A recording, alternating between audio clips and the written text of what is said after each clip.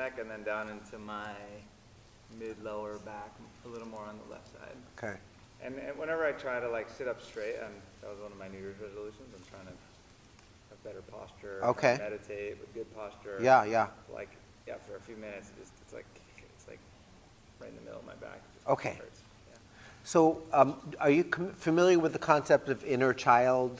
Yes. You know, of course, right? I've heard of it. And so, if your inner child is using your back to protest, to communicate, to get a message, what is your inner child saying?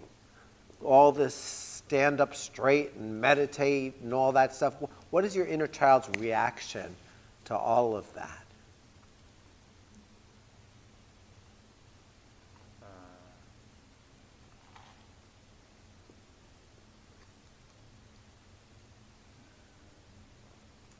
Two things flashing through my head. Yeah, please do. So the first was just like, don't tell me what to do. Don't tell me what to do. But then the next was like, don't be too tall. Don't be too tall. Yeah, like Don't be too tall. Like, who's going to hurt you?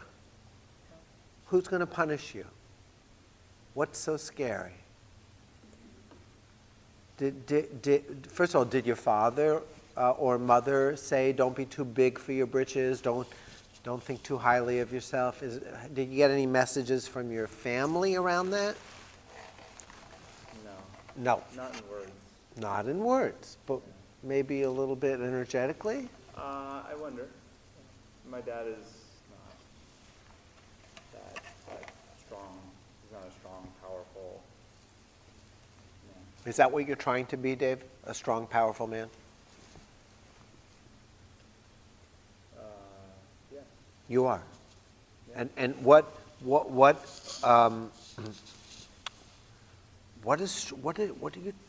is strong and powerful?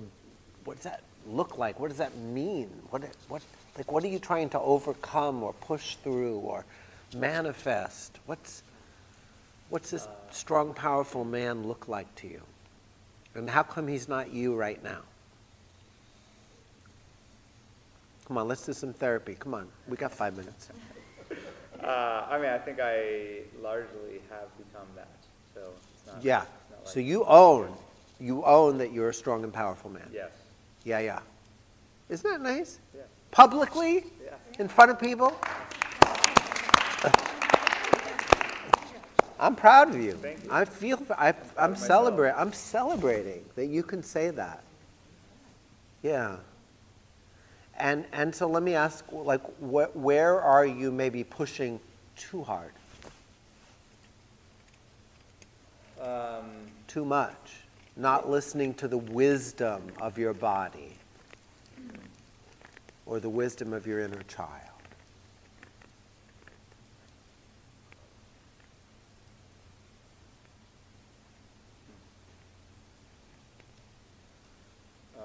I mean, financial success is the first thing that comes up. Okay. in mind. Like, I have a lot of friends who have made a lot of money. Yeah.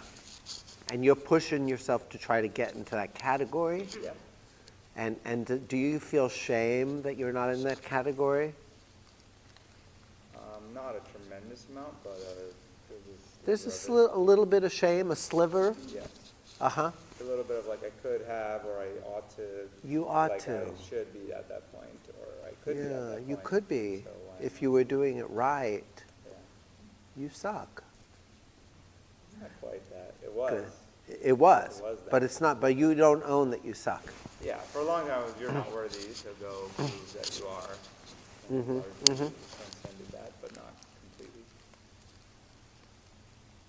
All right, so because we don't have time for a therapy session, let's see what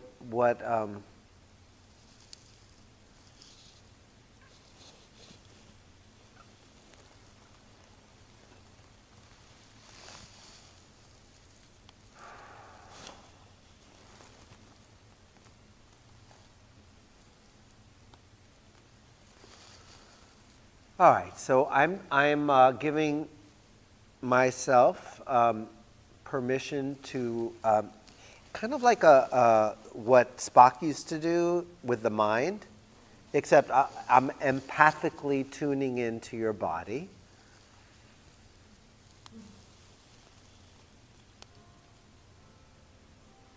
And state your full name, please. David Michael Cashin. David Michael Cashin. Cashin.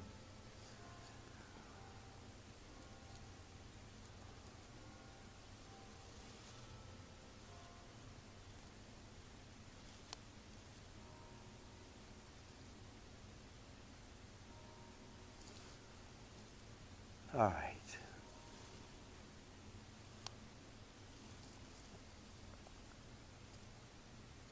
First of all, I'm going to tell you a little story about my back.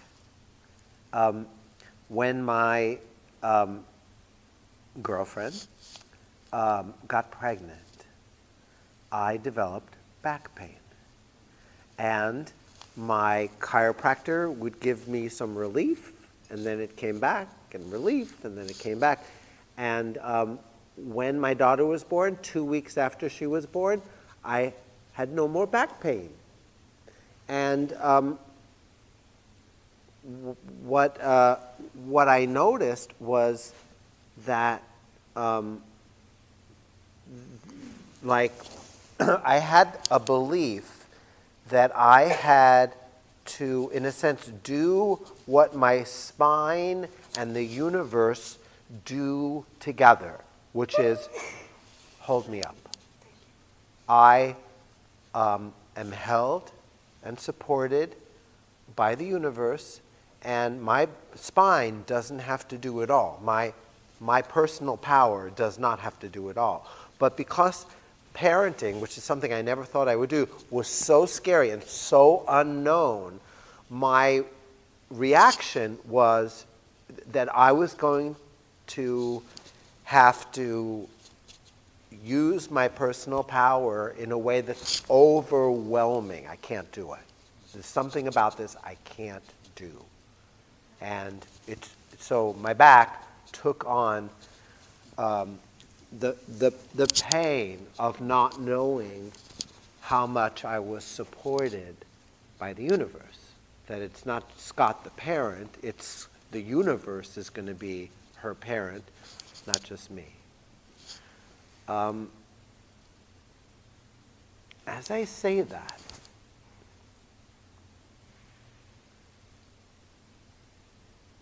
I just want to invite your back to speak to you. What we're not after is analyzing why. We don't care why. The big question really is, what do you need that you're not granting yourself or giving yourself or allowing yourself? That's the question. And I don't necessarily want you to go into your intellect or try to answer the question unless something bubbles up as we're doing this work. So, because the information that I had for 9 months from psychics and therapists, I knew exactly what I was going through, but that back did not release completely until, 2 weeks after my daughter was born, even though I had the intellectual understanding. So there's a process that your back is expressing right now that at a certain point will be completed and you will be done with it. You may not even ever have the intellectual understanding. You might not need it. For many people, intellectual understanding slows you down. It slows down the process of healing. Woody Allen is an example of somebody, plenty of intellectual understanding.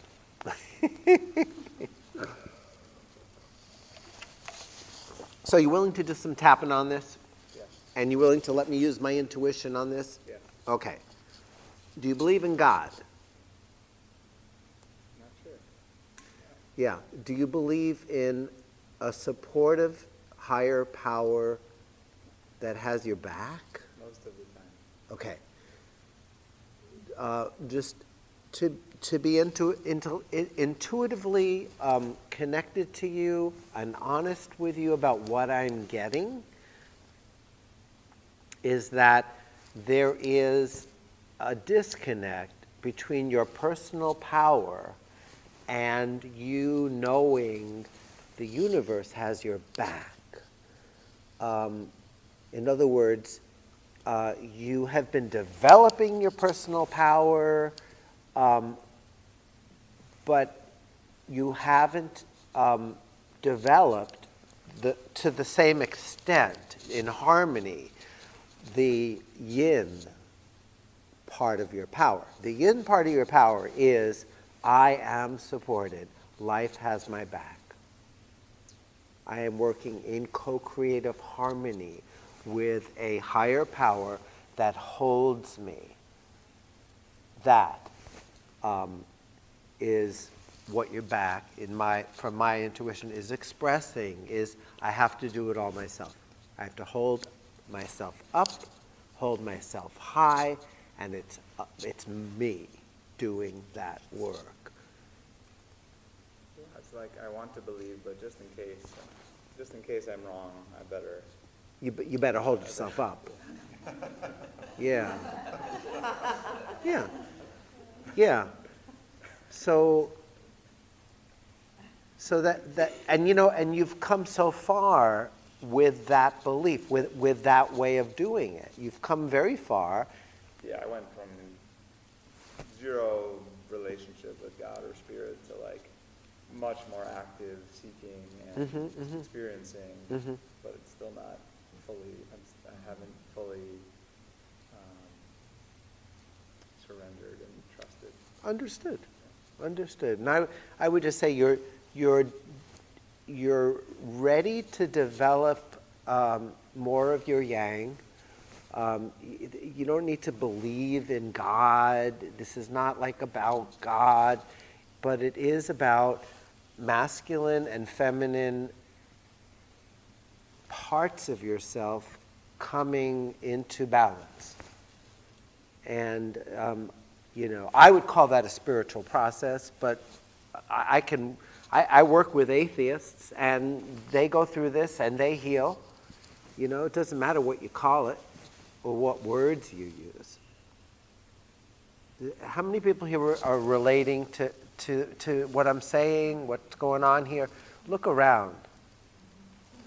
How many people can relate to the idea that you have learned to hold yourself up, to push and to use your own will, and this whole idea of yang energy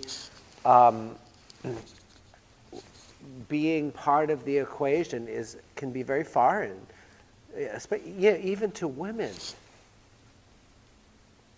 You mean yin? Excuse me, I meant yin, I'm so sorry.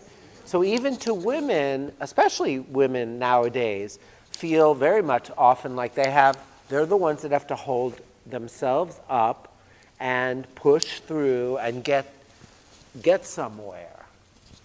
So let's do some, what would you call it? Let's call it magic. Let's call it a shift. Let's do some shifting for Dave and for the collective, for everybody in this room and everybody's loved ones who you're connected with. Anybody and everyone who has learned to lead with your yang, with your masculine.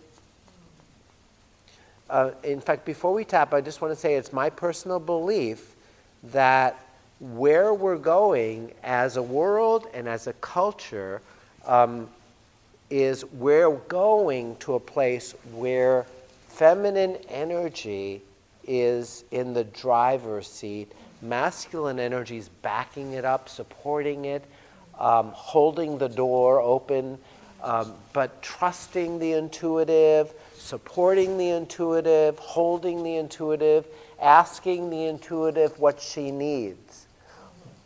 But masculine energy is not supposed to be in the driver's seat. For the healing of the planet Earth, we need the driver's seat to be the feminine energy. And I think that's happening more and more. Who was saying Saudi? Was that today? Somebody said? Saudi Arabia, who said, what happened? Medora. She said that women can drive. I hear that in Saudi Arabia is having a competition with Iran for how quickly they can change their beliefs about women, about supporting women. It's amazing. Okay, whatever. Yeah, but they're having this, really healthy competition about trying to catch up with the rest of the world, and by learning how to treat women with respect, integrity. But that's the big picture. What we're after here is the individual. Each individual has masculine and feminine energy inside. And most of us have learned to hold ourselves up with our personal power.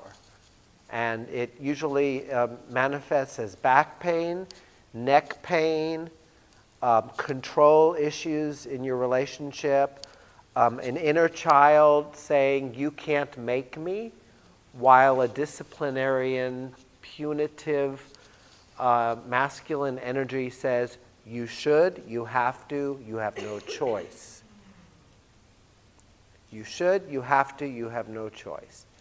That's the abusive masculine energy. That's the Donald Trump. And then you have a feminine energy that really is designed to be, to lead, to heal, to bring balance and wholeness and healing to the planet and to ourselves. And the more we trust our intuition, the more we let go of fighting, pushing, shoving, the more this feminine energy takes over, takes the steering wheel, and we allow ourselves to relax, we allow ourselves to release and let go and come into balance and wholeness. So with that said, because I know I can keep talking, I love hearing myself talk. I take notes. I always take notes when I talk. All right.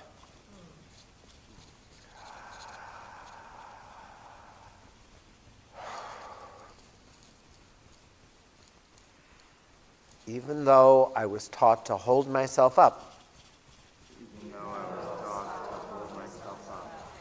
that there's self-respect and dignity in doing it for myself, by myself. I choose to love and accept myself anyway.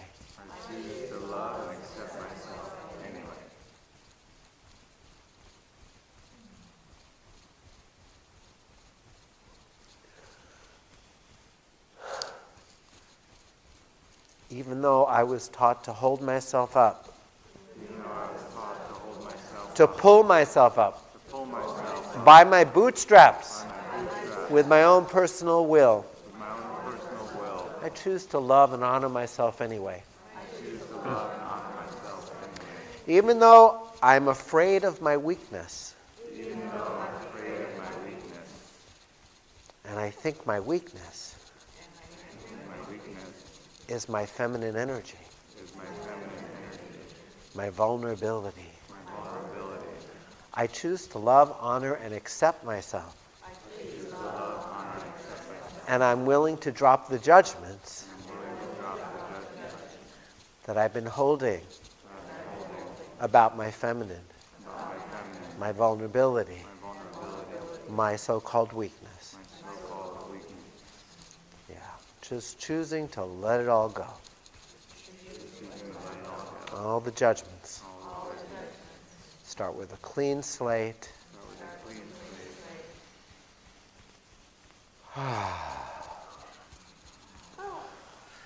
Pulling myself up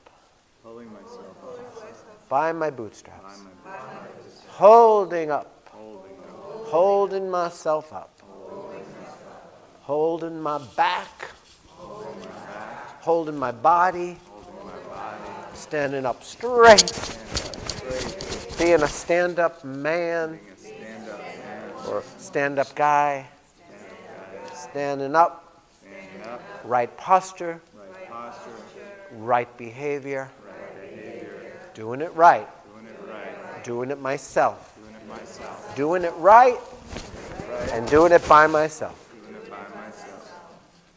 And it's been taxing. It's been intense.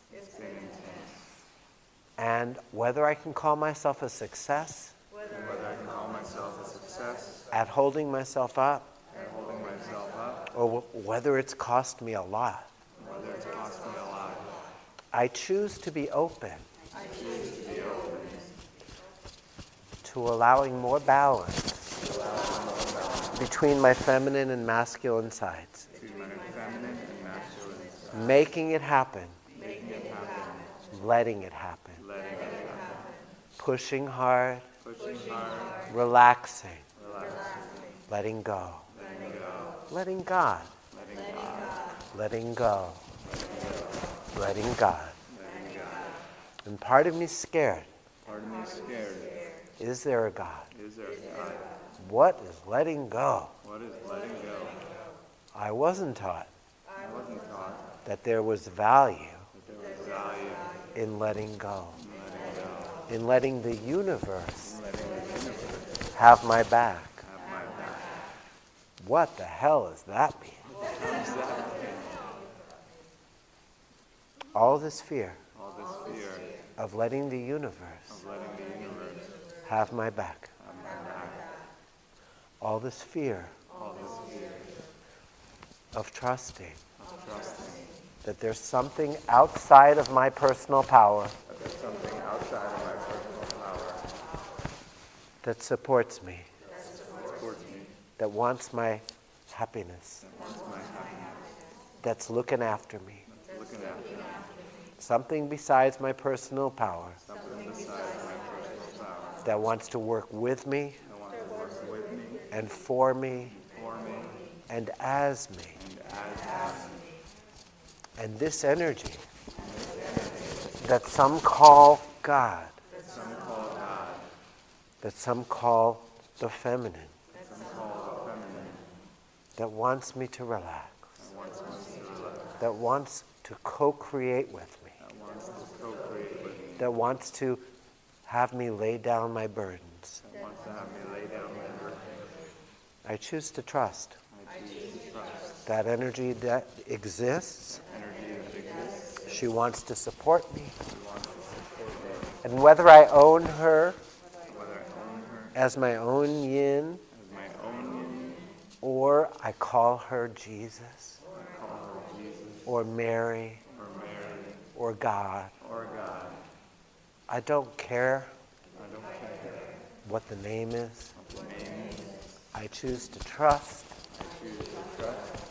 more co-creation, more harmony, more serenity, more surrender, working in harmony with this beautiful energy that holds me, that breathes me. When I'm sleeping, and my personal power is totally asleep, something is sustaining me. Something is breathing me. Something is allowing me to rejuvenate, to sleep, and to wake up the next morning well rested. This part of me that holds me, sustains me, and rejuvenates me. I choose to trust. I choose to work with, to dance with, to play with, to surrender to. I surrender. It's not just me holding me up. I surrender. Surrendering, letting go, and letting this energy hold me, caress me, hold me up, take me over Take me over. Cradle me. Cradle me. I am willing to be cradled. I'm willing to be cradled. I'm willing to be held up.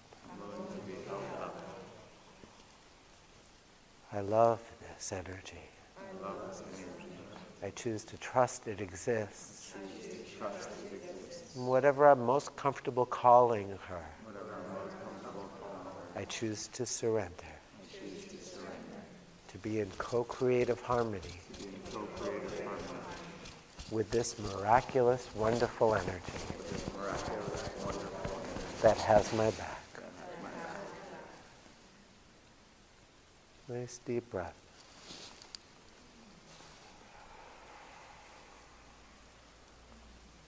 And another deep breath into wherever pain might reside. And as you exhale, I am willing to not be the only one who has my back. I'm willing to not be the only one who has my back. Yeah. Something's got my back. Something's got my back. Something's got me. Something's got me. I surrender. I surrender.